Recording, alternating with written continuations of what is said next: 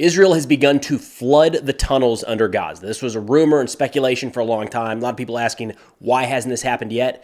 It is. Confirmation from the IDF just came out a few hours ago. We're starting to hear news that Hamas is back to operating in the northern portion of the Gaza Strip that the IDF has moved through for weeks, even months now. And as the U.S. weighs a military response to the attack on the base in Jordan, one major Iranian militia, Kataib Hezbollah, called timeout. They said, we're actually not going to attack any more American forces, purely defensive. Interesting timing on that one. So let's get into it. I'm recording this at 9 a.m. Central on Wednesday, January 31st, 2024. So Israel put out news over the past 24 hours that they have begun to flood some of the tunnels in Gaza. They say that tools were developed to channel large volumes of water into Hamas's tunnels in the Gaza Strip. They say the capability was developed in a professional capacity, including the analysis of the soil characteristics and the water systems in the area to ensure that damage is not done to the area's groundwater. They say the pumping of water was only carried out in tunnel routes and locations that were suitable. And wrapping up, they say this tool represents a significant engineering and technological breakthrough in combating the threat of underground tunnel infrastructure and is the result of a collaborative effort between various bodies and Israel's security establishment. Sorry, the idea that that this is a major engineering and technological breakthrough, I'm sure there's a lot that goes into that, and we'll talk about some aspects. But on the other hand, it's just dumping a bunch of water into these tunnels, right? So there were months ago, I would say, some very grainy videos that came out suggesting that this is what Israel was doing, that they were pumping seawater into the tunnels to flush out Hamas. That was never confirmed. This case, it is. This is coming directly from the IDF saying they have the technology and they're putting it to use. Now, a couple of the reasons that this hasn't really been used in the past, and they hit on a couple of them here. One, it takes a massive amount of water. We're talking the hundreds of kilometers of tunnel networks under Gaza, right? So it's not just a little bit down there. You've got to have a mass amount of water, and they do, of course. They're right next to the sea to be able to pump all of that into these tunnels. Another concern is that the hostages are in there. So if you flood these tunnels to the point where it's going to drown anyone living in there or hiding in there, you're going to kill, at this point, all of the remaining hostages. I think the total number is around 136 that remain in Hamas's custody. And the last piece here that Israel hits on is that there was a lot of concern that flooding these tunnels could cause near permanent damage to the drinking water in the area. So all of those have been raised in the past. What Israel's getting at here is they have resolved that last piece. They're only going to be pumping seawater into certain areas where it will not affect the area's groundwater. Also, it seems like they're very specific, only going after certain tunnels based off of where they're located, how they're built, things like that. Something that I think is worth keeping in mind here is I think the first image that we think of is that the entire tunnel is flooded out, as in anyone in that tunnel network is going to drown. That's not necessarily the case. Think about this in your own home. There's a level of flooding that would make the home uninhabitable, where you couldn't live there for very long. It would destroy everything, and it would probably force you to leave.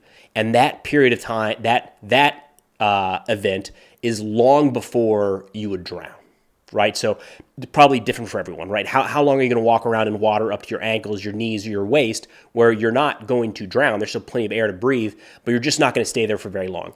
It's entirely possible that what Israel is going for in this new tactic, flooding the tunnels, is to force the people below ground above ground, making it unlivable down there to where all of the Hamas operatives that are still hiding in Khan Yunis and portions of the north are flushed out, forced to come to the surface, and hopefully surrender.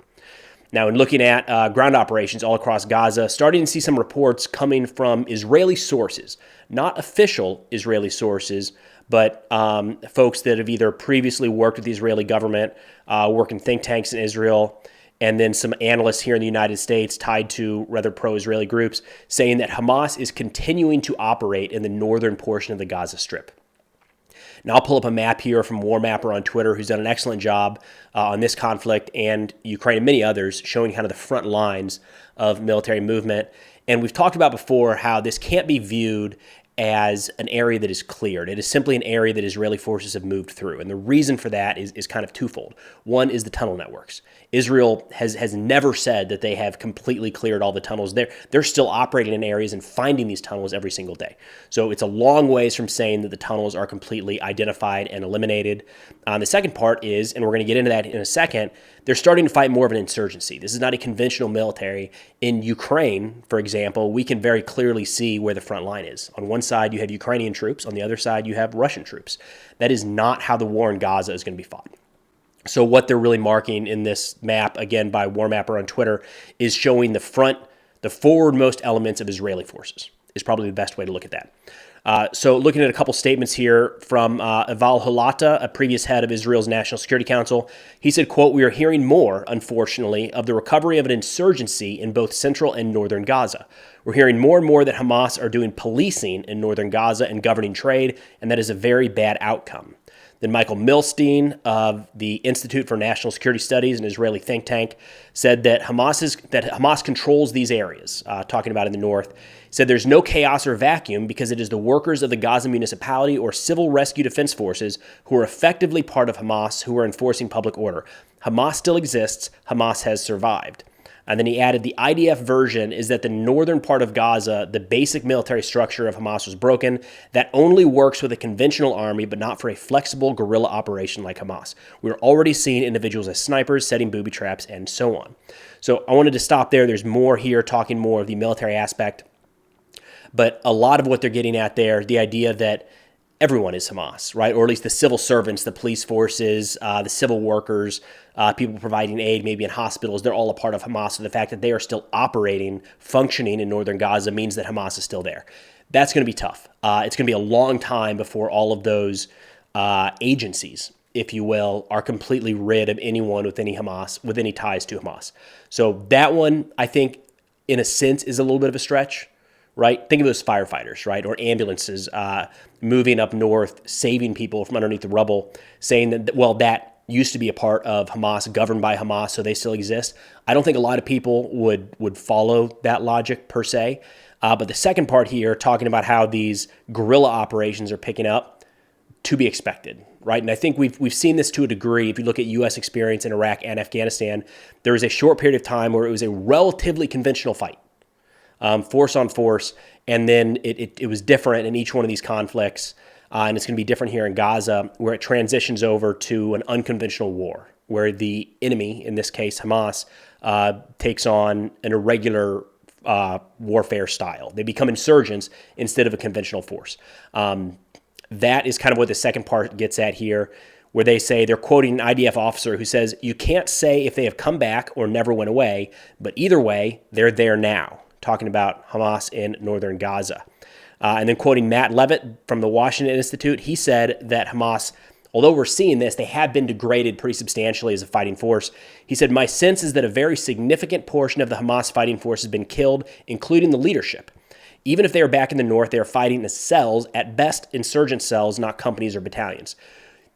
I think that's actually pretty accurate, is the way that I would read the situation across most of Gaza at this point.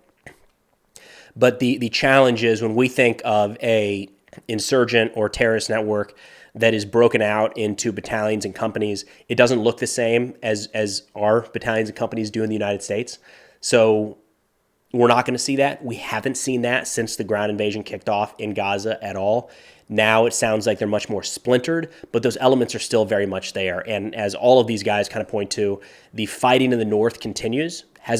It's slowed down. It's changed in how it's taking place, but there's still IEDs, sniper attacks, small arms fire, mines, rockets, and mortars being used against Israeli forces in the northern portion of the Gaza Strip every single day, and that is likely to continue for some time.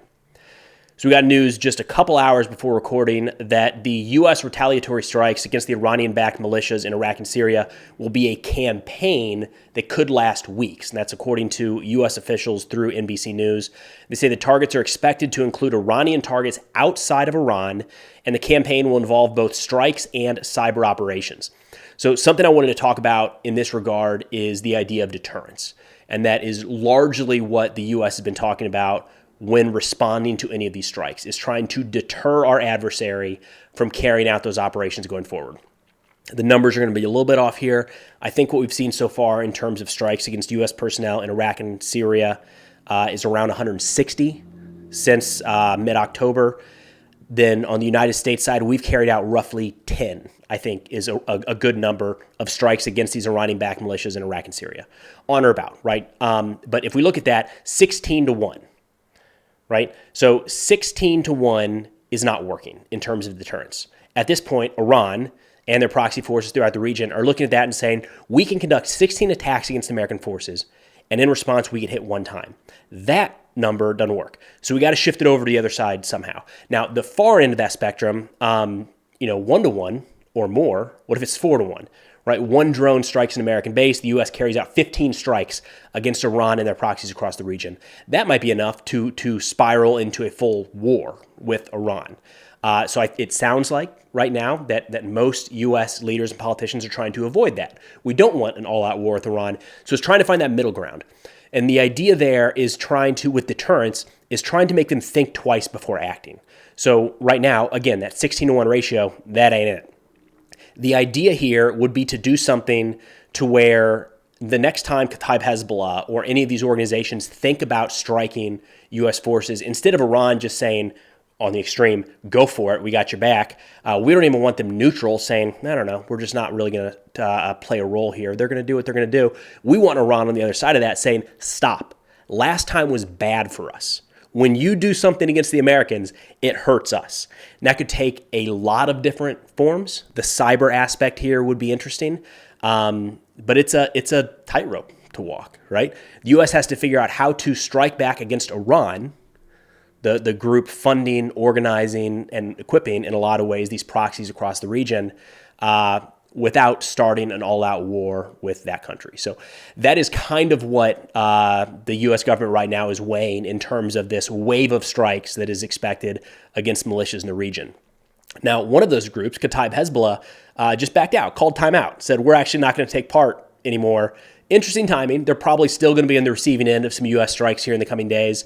But they put out a statement on Telegram saying our brothers in the axis of resistance, again, the term that they have coined, especially in the Islamic Republic, they do not know how we work jihad. And they often object to the pressure and escalation against the American occupation forces in Iraq and Syria.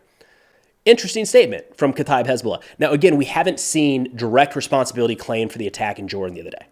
The Islamic resistance in Iraq is the closest we have to responsibility. Haven't seen a group like Kataib Hezbollah say that they're the ones who did it. There's also Hakarat Hezbollah al-Nujaba. They might have been the ones responsible, and a lot of other groups in the region. But Kataib Hezbollah right now is saying, hey, listen, Iran, that's who they're talking about when they say Islamic resistance. They don't even know what we're doing, when we're doing it, anything like that. It's completely up to us. Interesting statement right now, right? Just a couple days after American forces were killed in one of these strikes in Jordan. They continued by saying, as we announced the suspension of military and security operations against the occupation forces in order to prevent embarrassment to the Iraqi government, we will continue to defend our people in Gaza in other ways, and we advise the brave and loyal mujahideen of the Free Hezbollah brigades to passive defense temporarily. So they're backing off. I saw some people on Twitter make the comment, I'm gonna steal it, I think it was great. They said, this is like when you punch your brother and then immediately call timeout and say, we're done, game's over, not doing this anymore. It's probably not going to work. This idea that Hezbollah or that Kataib Hezbollah is saying we're a defensive organization now, it's too late for that. They've shown their hand for months and years now. They have been striking American targets in Iraq and Syria long before mid-October and have been one of the major perpetrators of those attacks over the course of the last couple months. They are likely to be on the receiving end of some of these coming U.S. strikes.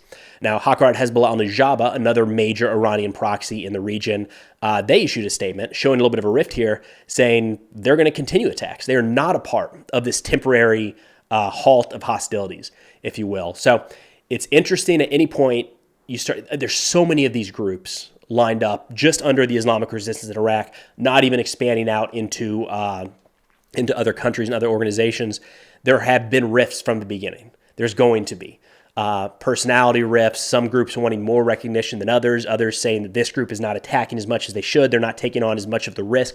There's a lot of personalities at play here. I think a lot of times it's easy for us, especially in the United States, to look at some of these organizations and then think that they are all just in lockstep with Iran and are just, soldiers going around doing Iran's bidding. There's a lot of dynamics at play here, and we are starting to see a little bit of a rift.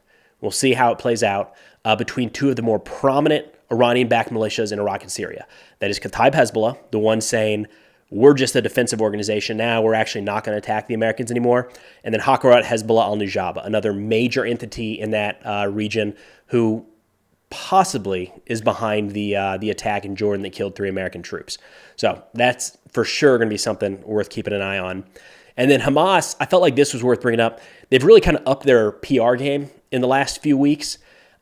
Since the start of the war, we've seen a lot of them sharing combat footage and showing how the Qassam brigades, the militant wing of Hamas, are attacking Israeli forces or launching rockets into Israeli territory. That has slowed a little bit in recent weeks. What we've started to see kind of in that place is more of a, proper PR campaign, maybe is the way to put it. So they put out this document that I covered a week or so ago called Why Operation Al-Aqsa Flood. And they originally put that out in English and Arabic. They've since added a French version, and it's essentially their narrative of why they carried out the attack into Israel on October 7th, why that was coming, and then what happened when they were in Israeli territory and what has happened with the hostages since then. It's coming directly from Hamas. It paints them in a very good light throughout. That's why I'm kind of calling this a PR piece, if you will. And what they've been doing over the last probably week to 10 days is sharing on their Telegram channels snippets from this publication, kind of screenshots, graphics. The most recent ones that I've seen were highlighting kind of this argument that they refuse to target civilians. Another one talked about how that any harm to Israeli civilians on October 7th was accidental because they don't have the most precise weapons. They can't always differentiate. More on that in a second. And then the most recent one that came out just yesterday was saying that they treat all hostages with respect, that all of the Israelis that are in their custody are treated with respect, given all the care and food they need, and they leave on good terms. That's the Hamas PR campaign right now coming out. The piece I wanted to mention there on saying any harm to Israeli civilians was accidental was in that same statement from Hamas in this Why Operation Al-Aqsa Flood document.